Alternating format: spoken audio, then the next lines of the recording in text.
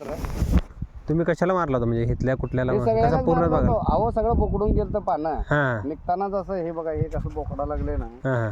हे असं बोकडले होते पानं. म्हणजे पानाचं आपल्याला स्वतःला हे आहे सोडा आपल्याला कुणाला दाखवायचं गरज नाही आपल्याला. मला त्याचे हे जाणीव म्हणजे ते रिझल्ट आपण बघितलं हो.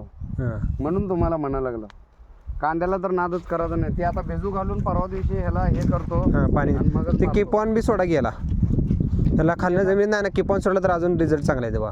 कुठल्या हिशोबानं सोडायचं ते हे किपॉन? पाणी खाल्लं सोडताव ना हो. बॅरल मध्ये हे करून हे लेवल टूब लावून जाईल. सोडायचं. हां हां जाते की कुठनं पाणी येणार तिथं कोंबड्यापासून सोडायचं लेवल टूब. नाहीतर नळ असेल तर नळ चालू करायचं किंवा सलाईनची नळी घालून सोडा बारीक कंटिन्यू. जेवढं तुमचं पाणी द्यायला वेळ लागते दंडाने जातं ना पाणी. दंडाने पाणी जाते उलटा अजून जमीन भुसभुशीत होते कांदा फुगायला मदत होते अजून तुमचं. लय एक नंबर काम करतं गांडूळ सारखं थोडक्यात ते किपॉन. ते पण हे जरा हे लई मुळ्या वाढते त्या पांढऱ्या मुळ्या वाढते त्या किपॉनमुळं. लई जाम सुधारले हे कांदा.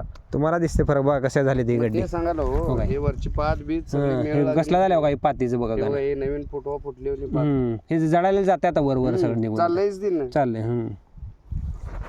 आणि आपल्याला स्वतःला रिझल्ट सांगायला लागलो की मी मी माझं स्वतःच सांगायला लागलो बाकीचं सोडा आपण काय लोकांचं बोलले नाही. मी याला मारलेला रिझल्ट सांगायला लागलो.